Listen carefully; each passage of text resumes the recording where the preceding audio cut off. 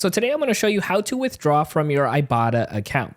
Now this is the money you earn from cashback, so let's go ahead and show you step by step. Now we're currently on the home page over here. You can see on the bottom left hand side that is highlighted once we log into our account. And we actually want to go look on the opposite end over here where you see that blue dot with the dollar amount inside here. You can see for us it is $40. Let's go ahead and click on this. And then from here, it's going to take us to our earnings tab. You can see your lifetime's earning on the right-hand side, but then you can see your current earnings right over here with that $40 for us.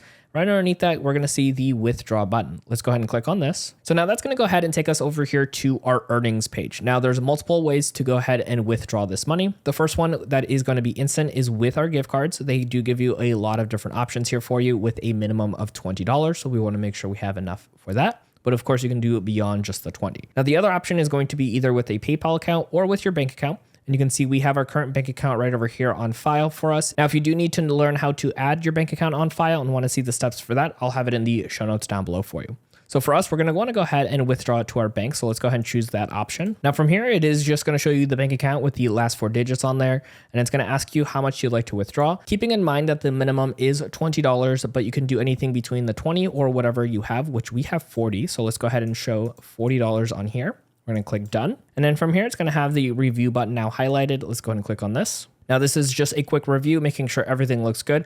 The bank account, it's going to go transfer to the total dollar amount and then how long it will take, anywhere from 1 to 3 business days. And then from here, all you got to do is click on confirm and withdraw, and you are all set to go. Now, if you need to see how to actually go ahead and add a bank account on file with your Ibotta account, we got you covered. Check out that next video right over here on screen.